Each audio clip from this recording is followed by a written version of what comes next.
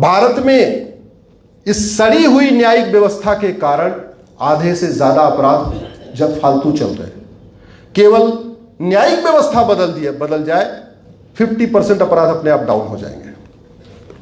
दूसरी बात मैं कर रहा था, आपके झारखंड में यहां पे लैंड जिहाद हो रहा है कि नहीं हो रहा है? हो रहा है। ये लैंड जिहाद क्यों हो रहा है? दुबई कितने लोग गए हैं? मतलब भारत से बाहर कहीं पे गए होंगे। आपने कभी देखा वहां सड़क के किनारे कोई इल्लीगल स्ट्रक्चर देखा क्या? हाईवे के किनारे इल्लीगल स्ट्रक्चर देखा क्या? रेलवे के किनारे इल्लीगल स्ट्रक्चर देखा क्या? यहां तो कई बार ऐसे समझ में नहीं आता कि ये मजार के ऊपर रेलवे स्टेशन बना या रेलवे स्टेशन के ऊपर मजार बनी है। हालत ये हो गई है। भारत में लैंड जिहाद को प्रमोट करने के लिए कई सारे कानून बनाए गए।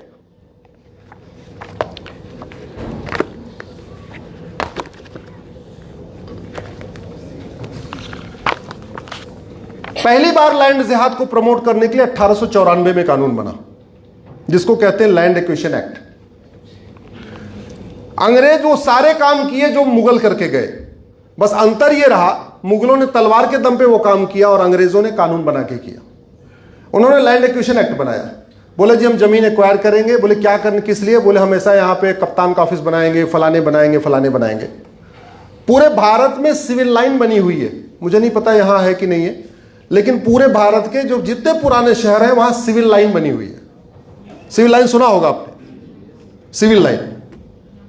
वो पूरी की पूरी भारत की सिविल लाइन इस कानून के बाद बनी है। 1894 में कानून बना, 1895 से लैंड एक्वायर करना शुरू किया। 95, 96, 97, 98, 99, 1900 आते आते पूरे देश में सिविल लाइन खड़ी कर दिया उन्होंने। सिविल लाइन क्या किया उन्होंने? 5 एकड़ जमीन चाहिए होती थी कलेक्टर का और कप्तान का घर बनाने के लिए, 500 एकड़ एक्वायर कर लेते थे। बाकी सारी जमीन किसको देते थे? चर्च और मिशनरीज को। इसलिए पूरे भारत में आपको जहां जहां सिविल लाइन मिलेगी वहां की चर्च और मिशनरीज को खूब जमीन मिलेगी। वहां चर्च होगा, मिशनरीज का हॉस्पिटल होगा, मिशनरीज का स्कूल होगा। ये सब अंग्रेज करके गए थे। वो जितनी जमीन बांटी उन्होंने 99 साल की लीज पे बांटी थी। ध्यान से समझिए, कितने साल की लीज पे बांटी? 99। तो जो 1900 में जमीन बटी वो 2000 आते आते लीज पूरी हो गई। आप सब लोग अखबार पढ़ते होंगे, आपने कहीं सुना कि किसी मिशनरी की, किसी चर्च की जो 99 साल की लीज पूरी हो गई वो जमीन सरकार ने वापस लिया? सुना क्या? नहीं। अब क्या हो रहा है? अब यह हो रहा है, उनको लगता है कि क्या पता कल को वो सरकार कुछ कर दे, या कोई क्रेजी टाइप का बंदा जाके PIL फाइल कर दे। अब वो सिविल लाइन में प्लॉटिंग कर रहे हैं। जो मिशनरीज की जमीन है, जो चर्चेज की जमीन है, जहां हॉस्पिटल बना लिया वो बना लिया, जहां स्कूल बना लिया, लेकिन जो खाली मैदान पड़ा हुआ था उसकी वो प्लॉटिंग कर रहे हैं। सिविल लाइन की जमीन बहुत महंगी होती है। किसी भी शहर की सबसे प्राइम लैंड कहां की होती है? सिविल लाइन की। हम लोगों को भी बड़ा स्टेटस लगता है, हम तो सिविल लाइन में रहते हैं, खरीदने वालों को भी। लगभग एवरेज मान के चलिए कि 2 करोड़ रुपए बिस्वा बिक जाती है सिविल लाइन की जमीन। यानी 5 बिस्वा सिविल लाइन की जमीन बेच दिया तो मिल गया 10 करोड़ रुपए। और शहर से 20-25 किलोमीटर दूर गए तो 10 करोड़ में 10 एकड़ जमीन खरीद लिया। बाहर से फंडिंग की जरूरत नहीं है। आप लोग चंदा इकट्ठा कर करके एकल चला रहे हैं, उनको चंदा भी इकट्ठा नहीं करना, वो सिविल लाइन की जमीन है ना।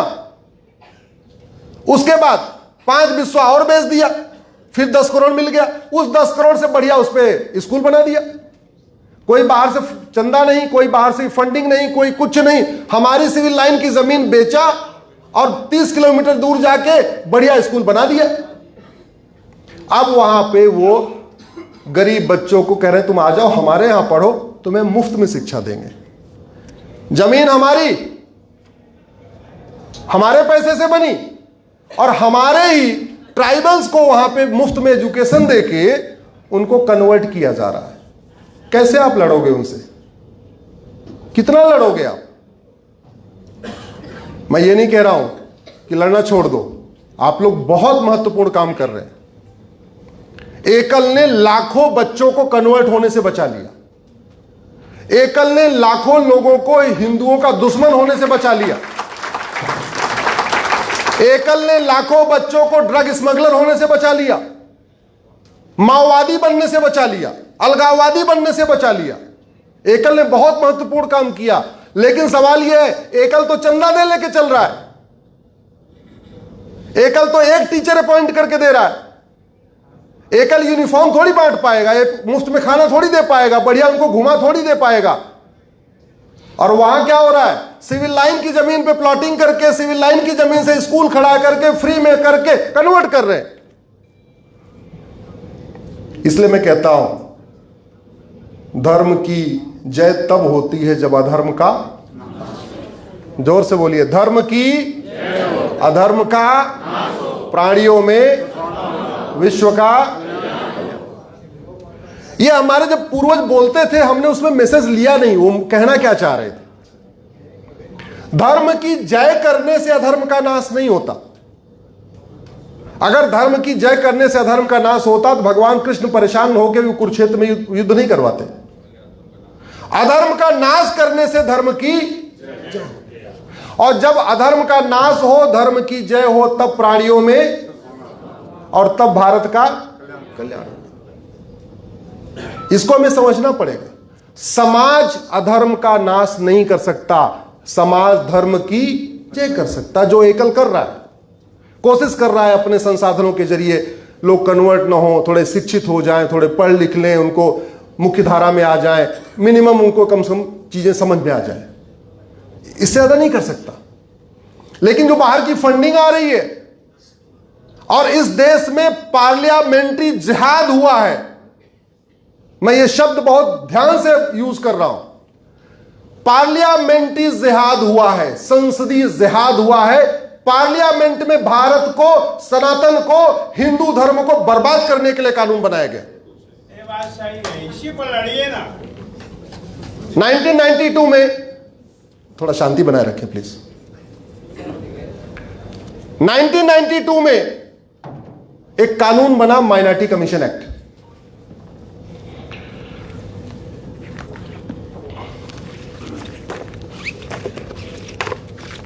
ये इसको हमने सुप्रीम कोर्ट में चैलेंज किया हुआ है। बाबूजी कह रहे थे लड़िए, तो लड़ रहे हैं बाबूजी, 7 साल हो गए। भारत के संविधान में कहीं माइनॉरिटी शब्द कौन होगा लिखा ही नहीं है।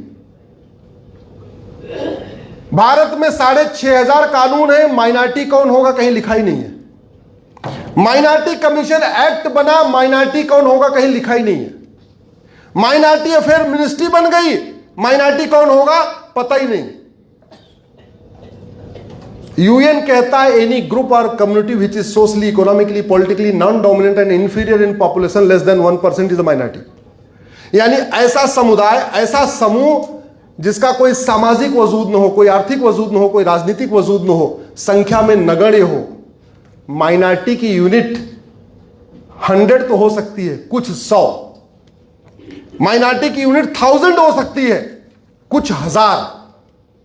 चलो भारत बहुत बड़ा देश है, तो माइनॉरिटी की यूनिट लाख हो सकती है, कुछ लाख। माइनॉरिटी की यूनिट करोड़ नहीं हो सकती। क्या मानना है आपका? जोर से बोलिए जरा। अरे करोड़ माइनॉरिटी की यूनिट होगी क्या? Arab, Dubai, Kuwait, Abu Dhabi, Bahrain से 1-1 करोड़ के देश बने हुए, भारत में फिर 1 करोड़ की जनसंख्या माइनॉरिटी कैसे हो जाएगी? हमने आज तक माइनॉरिटी को डिफाइन ही नहीं किया। तो नतीजा, एक तो लैंड एक्विजिशन एक्ट, पूरे मिशनरी स्कूल खुल रहे, मदरसे खुल रहे, चर्चेज खुल रहे। दूसरा, उनको प्रोटेक्शन दे दिया 1992 में। यह है पार्लियामेंट्री जिहाद, यह है संसदीय जिहाद, जहां पार्लियामेंट में घटिया कानून बना के भारत को बर्बाद करने की कोशिश होगी। इससे बहुत थोड़ा बहुत बचा तो 2009 में राइट टू एजुकेशन एक्ट बना। जब राइट टू एजुकेशन एक्ट बना तो इसमें यह था कि सारे स्कूल जहां 14 साल तक के बच्चे पढ़ते हैं उनके ऊपर यह लागू होगा। 2012 में फिर इस कानून को बदला गया, मिशनरी स्कूल और मदरसों के से बाहर निकाल दिया। यानी मदरसा और मिशनरी स्कूल की फंडिंग कहां से आ रही है, सरकार ऑडिट नहीं कर सकती। मदरसा और मिशनरी स्कूल में कौन पढ़ रहा है, सरकार ऑडिट नहीं कर सकती। मदरसा और मिशनरी स्कूल में क्या पढ़ाया जा रहा है, सरकार ऑडिट नहीं कर सकती। मदरसा और मिशनरी स्कूल में पढ़ाने वाला कौन है, सरकार ऑडिट नहीं कर सकती। बाकी जगह टीचर के लिए टीईटी चाहिए, टीचर एलिजिबिलिटी टेस्ट चाहिए, वहां चाहिए नहीं। और नतीजा कल क्या हुआ, केरल में मेडिकल कॉलेज में ऑफिशियल, जो लोग हमसे सोशल मीडिया से जुड़े होंगे उनको पता होगा, मैंने ट्वीट किया था और फेसबुक पे लिखा भी था, ऑफिशियल लेटर आया है मेडिकल कॉलेज में हर कार्यक्रम के पहले कुरान पढ़ना जरूरी है। और ये किसने अथराइज किया, इस माइनॉरिटी कमीशन एक्ट ने। इसलिए कहता हूं भारत को बर्बाद करने के लिए पार्लियामेंट में, स्वतंत्र भारत में 50 से ज्यादा घटिया कानून बनाए गए। और वो क्यों बनाए गए, क्यों नहीं हट रहे हैं, बनाते समय उनको पता था ये सामने वाले बेवकूफ हैं, कानून बना दो इनको पता ही नहीं चलेगा। और अभी भी नहीं हट रहे क्योंकि डिमांड ही नहीं हो रही, चिल्ला नहीं रहे। चिल्लाइए। धर्मांतरण का सबसे बड़ा अड्डा मिशनरी स्कूल और मदरसा है कि नहीं, जोर से बोलिए जरा। ब्रेन वॉश किया जाता है कि नहीं किया जाता, उसको प्रोटेक्ट कौन कर रहा है, उसको प्रोटेक्ट कर रहा है ये नेशनल माइनॉरिटी कमीशन एक्ट और राइट टू एजुकेशन एक्ट, ये उसको प्रोटेक्ट कर रहा है। तो जब तक ये कानून नहीं बदलेगा तब तक उनके ऊपर कंट्रोल नहीं होगा। जब कंट्रोल नहीं होगा तो धर्मांतरण नहीं रुकेगा, धर्मांतरण नहीं रुकेगा तो धीरे धीरे धीरे धीरे करके हम खत्म हो जाएंगे। मेढक की एक क्वालिटी होती है, आप लोग अपने दिल पे मत ले लेना इसको, मैं उदाहरण दे रहा हूं। मेढक को एक पतीले में डाल दीजिए पानी में और गैस नीचे सिम करके रख दीजिए, मेढक आराम से उसी में तैर तैर के मस्ती करता रहेगा, उसको कोई फर्क नहीं पड़ेगा। धीरे धीरे आप टेम्परेचर बढ़ाते जाइए, 60 degree, 70 degree, 75 degree, 80 degree, 90 degree, 90 degree तक वो मस्ती करेगा और 95 डिग्री के बाद वो शिथिल हो जाएगा, निकल के भागने लायक ही नहीं बचेगा। तो क्या होगा, उसी में खत्म हो जाएगा। ऐसे तो हम खत्म हुए। पिछले 2500 साल में भारत का 25 विभाजन हुआ है और पिछले 200 साल में भारत का 7 विभाजन हुआ है। अफगानिस्तान भारत का हिस्सा, पाकिस्तान भारत का हिस्सा, बांग्लादेश भारत का हिस्सा, मालदीव भारत का हिस्सा। और आज भारत के 9 राज्यों में 28 राज्य हैं, 8 केंद्र शासित प्रदेश टोटल हो गए 36 में से 9 राज्यों में खत्म, यानी 25% राज्यों में खत्म। 800 जिले हैं, उसमें से 200 जिलों में खत्म, 25% जिलों में खत्म। 6000 तहसीलें हैं, 1500 तहसीलों में खत्म, यानी 25% तहसीलों में खत्म। मेढक वाली हाल हो गई है। हम आराम से, हम जहां हैं हमको लगता है हम तो यार ठीक है, सुरक्षित है, लेकिन इसमें आपकी गलती नहीं है। जिनको करना चाहिए वो नहीं कर रहे हैं। और इस लैंड जिहाद का नतीजा क्या हो रहा है, तो पहला कानून अंग्रेजों ने बनाया 1854 में, उसके बाद जिन्ना ने दूसरा लैंड जिहाद के लिए कानून बनाया 1913 में, जिसको कहते हैं वक्फ एक्ट। उसको हमने सुप्रीम कोर्ट में चैलेंज किया हुआ है, मामला कोर्ट में चल रहा है। तो अंग्रेजों ने 1894 में जमीन को बांट दिया चर्चेज और मिशनरीज को, और 1913 में जिन्ना ने कानून बनवा के, वक्फ एक्ट बनवा के बंटवा दिया सारी की सारी जमीन मुस्लिम्स को। अच्छा, एक इंटरेस्टिंग आप देखिए, 1913 वाला कानून चला 1953 तक, 40 साल। अगला जो कानून बना 1954 में बना। 40 साल में वक्फ प्रॉपर्टी थी 50,000 एकड़। जब 1954 में नया वाला कानून बना तो जब ऑडिट हुई तो पता चला कि भाई भारत में इस समय 50,000 एकड़ जमीन क्या है, वक्फ बोर्ड के पास। 1954 वाला जब कानून बना, फिर इंदिरा गांधी ने उसको बदला, फिर राजीव गांधी ने बदला, फिर मनमोहन सिंह ने बदला, फिर नरसिम्हा राव ने बदला, फिर मनमोहन ने बदला, और आज वक्फ बोर्ड कितनी जमीन क्लेम कर रहा है, 40 लाख एकड़। कितनी जमीन, जोर से बोलिए जरा। तो जिन्ना के कानून से वक्फ प्रॉपर्टी कितनी हुई, जिन्ना के कानून से वक्फ प्रॉपर्टी हुई 50,000 एकड़। और स्वतंत्र भारत में कांग्रेस के द्वारा बनाए गए कानून से प्रॉपर्टी कितनी हो गई, 40 लाख एकड़, 80 गुना बढ़ गई। ये पार्लियामेंट्री जिहाद नहीं है तो और क्या है ये देश को बर्बाद करने के लिए, क्योंकि देश के संसाधनों पे कब्जा करवाना बहन बेटियों को प्रमोट करना वो लफ्ज़ जिहाद का शिकार हो जाए, बड़ी सीधी सी बात है। अगर आप जानते हो कि लफ्ज़ जिहाद हो रहा है और आप कानून नहीं बना रहे हो, आप मौन हो, आप चाहते हो कि लफ्ज़ जिहाद होता रहे, अगर आपके सामने कुछ अवैध काम हो रहा है, आप शांत होकर बैठे हो और आप सक्षम हो कुछ करने के लिए और आप नहीं कर रहे हो, तो क्या मानेंगे इसको? क्या आप चाहते होता रहे? 40 लाख एकड़ जमीन पे कब्जा चल रहा है। मैंने पहले कानून को चैलेंज किया, अभी दोबारा भी पिछले हफ्ता फिर से मैंने, चूंकि एक व्यक्ति एक ही बार सुप्रीम कोर्ट जा सकता है, तो अब की बार मैंने निखिल उपाध्याय के नाम से एक पीएल फाइल किया है। इस समय सुप्रीम कोर्ट में 2 याचिकाएं चल रही हैं उस 40 लाख एकड़ की जमीन की ऑडिट के लिए। एक में याचिकाकर्ता हरिशंकर जैन है और उनके बेटे विष्णु जैन उसकी बहस कर रहे हैं। दूसरे में याचिकाकर्ता एक निखिल जैन है, 22 साल का लड़का है, और उसकी बहस मैं कर रहा हूं। निखिल मेरा बड़ा बेटा है।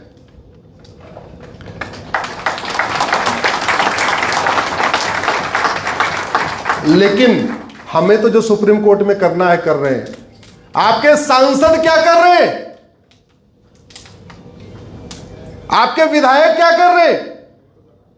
क्या सुबह से लेकर शाम तक केवल वोट नोट वोट नोट, कहां से वोट आएगी कहां से नोट आएगी, इसी की चिंता करेंगे क्या? अगर वो सुबह से शाम तक केवल वोट नोट करते रहेंगे तो फिर भारत सुरक्षित नहीं होगा। इसलिए उनको पकड़ पकड़ के टोकना पड़ेगा। हम लोग कितने स्वार्थी हैं, शादी का कार्ड देना होगा सांसद जी से मिलते हैं, बर्थडे में बुलाना होगा तो सांसद जी से मिलेंगे, माला पहनाना होगा, अपनी फोटो खिंचवाना होगा तो भी मिलेंगे। राष्ट्रहित के कार्य के लिए मिलते हैं क्या? जोर से बोलिए जरा, ईमानदारी से बताइए। दिल पे हाथ रख के मिलते हैं क्या?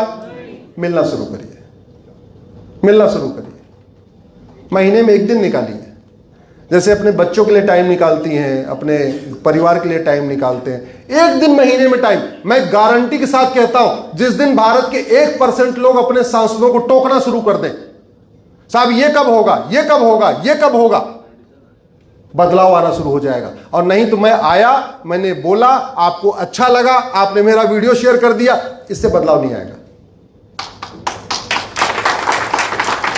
बदलाव आएगा जितनी बात मैं कह के जा रहा हूं, यही सारे सवाल जाके सांसद से पूछना। खूब बात करेगा, पहले बात 1 दिन में बात नहीं करेगा, 2 दिन में नहीं करेगा, 3 दिन में नहीं करेगा। जब 1 के बाद 2, 2 के बाद 3, 3 के बाद 5, 5 के बाद 10 पहुंचना हो जाएंगे, 100% बात करेंगे। और ये मैं अपना अनुभव बता रहा हूं। इंजीनियरिंग छोड़ के आया, सुप्रीम कोर्ट में गया तो एक वहां बड़ी लॉबी है सुप्रीम कोर्ट में। भूतपूर्व कानून मंत्री, भूतपूर्व वित्त मंत्री, भूतपूर्व गृह मंत्री, भूतपूर्व विदेश मंत्री, भूतपूर्व शिक्षा मंत्री, भूतपूर्व संचार मंत्री, भूतपूर्व गोभी मंत्री, एक वित्त मंत्री थे ना, गमले में गोभी उगा के कई करोड़ कमा लिए थे। हाँ, तो ये सारे के सारे जो भूतपूर्व मंत्री थे, हमें देख के मुस्कुराते थे, चिढ़ाते थे, अपमानित करने की कोशिश करते थे। हमने बहुत अपमान झेला है, हमने बहुत अपमान झेला है, तब आपको मेरे बारे में पता चला है। हमारी यात्रा ऐसे नहीं रही। हमने घर परिवार छोड़ा है। 2024 में केवल 2 रविवार अपने घर में था, एक में भैया दूज थी, एक में कोई और त्योहार था। 2023 में 2 ही रविवार अपने घर में था, एक में दिवाली थी, एक में कोई और त्योहार था। तो बहुत अपमान झेला। सांसदों के यहां अगर पहुंचना शुरू हो जाए, बोलना, और सारे सांसद गड़बड़ नहीं है। मैं आपको बताऊं, अभी बहुत सारे सांसद से हमारी चर्चा होती है, उनको इन विषयों का ज्ञान भी नहीं है। बहुत सारे तो अनजाने में ही। अच्छा, ज्ञान क्यों नहीं है? वो सुबह से लेकर शाम तक बूथ की चर्चा होती रहती है, किस बूथ पे कितना, किस बूथ पे कितना, किस बूथ पे कितना।